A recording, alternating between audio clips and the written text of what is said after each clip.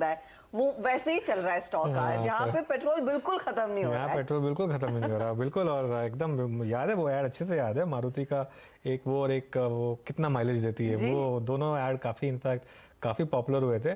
और गजब का मूव 9404 इस समय, और हल्की सी प्रॉफिट। इनफैक्ट रिजल्ट आने के बाद हर्षिता 2% भाग आई है, मतलब रिजल्ट आया था तब 2% ऊपर था, मतलब वो स्पाइक के बाद एक बार इंट्राडे लेकर आते हैं वापस मारुति का, जरा जबरदस्त मूव इस समय।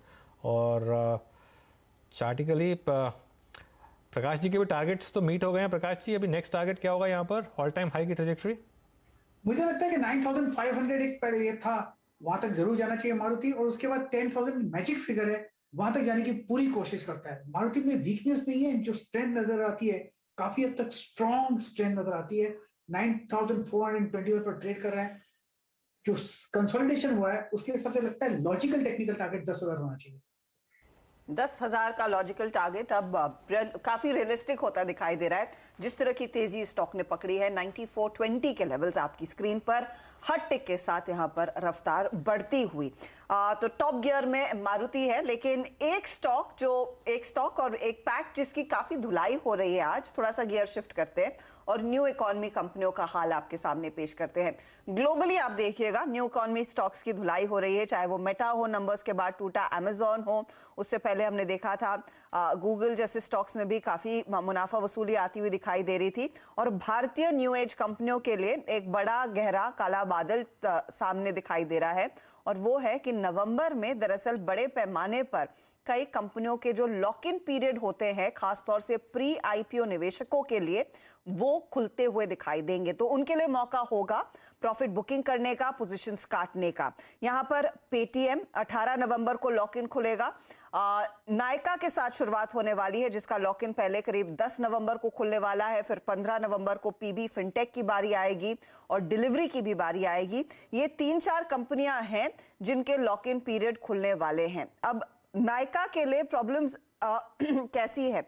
एक तो आज डेवलपमेंट ये निकल कर आया कि कंपनी के जो सीटीओ थे संजय सूरी, उन्होंने इस्तीफा दे दिया है। इंट्यूट के जो चीफ प्रोडक्ट इंजीनियरिंग हेड थे, उनको सीटीओ का पदभार संभालने को कहा गया है। ये एक तरफ की बात हुई, लेकिन दूसरी तरफ नायका को लेकर ये भी सवाल उठाया जा रहा है कि यहां पर कि क्या एक मौका मिलेगा, क्योंकि ये स्टॉक आप देखिएगा, इसका जो 52 वीक हाई था, वो डेटा लेकर आइएगा जो डायरेक्टर साहब हमने निकाला था।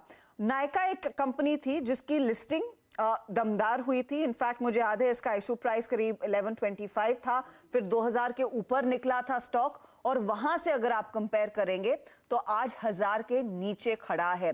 तो सवाल यही है कि क्या नायका एक मौका दे रहा है, या फिर यहां पर प्रेशर उतना ही गहरा होता हुआ दिखाई देगा जैसे जोमैटो के केस में था। आपको याद होगा जोमैटो का लॉक इन पीरियड जब जुलाई में खुलने वाला था, उसके ठीक एक हफ्ते पहले 40-41% स्टॉक करेक्ट कर चुका था। उसके बाद ऑफ कोर्स लो से रिकवरी जरूर आई, लेकिन सवाल यही है कि Nykaa, Paytm, PB Fintech, Delhivery जैसे स्टॉक्स जो यूनिक आइडियाज थी, न्यू एज इकोनॉमी के साथ इनोवेटिव आइडियाज लेकर ये जो कंपनियां आई थी, इनोवेशन के नाम पर खूब किया, लेकिन स्टॉक रिटर्न्स के लिहाज से ज्यादा कुछ हाथ में लगा नहीं। हेमांग, आपकी अप्रोच क्या होगी इन स्टॉक्स पर, एंड स्पेशली नायका, क्योंकि यहां पर आप देखिएगा प्रोमोटर्स के पास 52% हिस्सा है, वो इस समय तो बेच नहीं रहे हैं। टोटल शेयर होल्डिंग का करीब 34% ही हिस्सा बिकता हुआ दिखाई देगा।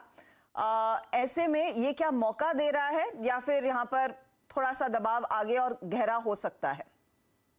तो मेरे ख्याल से जब भी कोई स्टॉक उसके आईपीओ के प्राइस से नीचे जाता है और उसमें अगर कोई बड़ा फंडामेंटल ट्रिगर नहीं होता है, तो उसको काफी दिक्कतें होती है, वो लेवल क्रॉस करने में काफी मुश्किलें आ सकती है। तो नायका के केस में एक तो लॉक इन का इशू है, दूसरा भी एक जो सीटीओ का इशू है वो भी है, थोड़ा सा उसका सेंटिमेंटल नेगेटिव इम्पैक्ट है। और सबसे बड़ा कारण ये है कि इतना स्टॉक घटने के बाद भी अगर आप उसकी मार्केट कैप देखें, लगभग 47,000 करोड़ है, और अभी भी काफी महंगा स्टॉक है कंपेयर टू इट्स नंबर्स। सो मुझे नहीं लगता कि अभी मार्केट में ऐसी कोई ज्यादा एपेटाइट है जहां पे कि कोई बड़ा फंडामेंटल परफॉर्मेंस या कैश फ्लो वगैरह ना हो और इतने ज्यादा वैल्यूएशन पे लोग खरीदने के लिए बेताब हो। तो उस तरह का माहौल नहीं है। तो मुझे लगता है कि इसमें वो 50 या 60% घट गया है ये करके लेना वो सही नहीं होगा। ठीक है।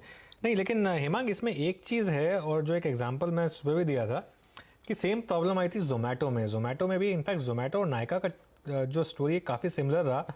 काफ़ी इंटरेस्ट जनरेट किया दोनों ने, काफ़ी उसके बाद एक जोमेटो में हमने मूव देखा था 147 तक गया था, उसके बाद इसमें डिक्लाइन शुरू हुई, फिर इशू प्राइस के भी नीचे आया, और उसके बाद फिर वो जो प्री आईपीओ इन्वेस्टर्स से उनकी सेलिंग आई, तब ये 45-46 के करीब पहुंच गया था। लेकिन वहाँ से इसने फिर वही बात है, अगर अपॉर्चुनिस्टिक इन्वेस्टर है उसको अच्छा खासा 30% का रिटर्न भी दिया उसने बहुत क्विक टाइम में, करीब 1-1.5 महीने में। ऐसा लग रहा है कि अगर नायका में भी ये सेलिंग आई और अगर एब्जॉर्ब हो गई तो एट सम पॉइंट वापस इसमें बाइंग आएगी। अगर मतलब किस लेवल पर, कोई एक लेवल है दिमाग में जहाँ पर कि चलिए अब बाय?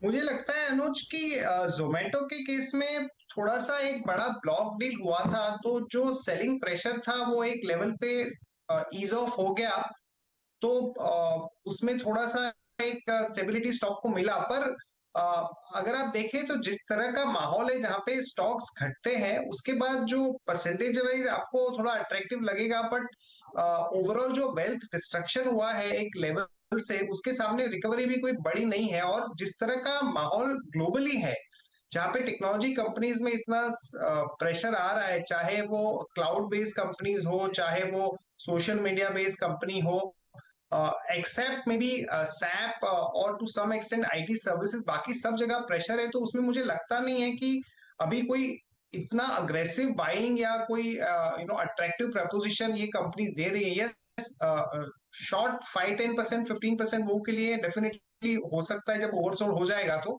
बट फंडामेंटली मुझे लगता नहीं है कि इसमें कोई बहुत बड़ा रिकवरी का केस है। रिकवरी के केस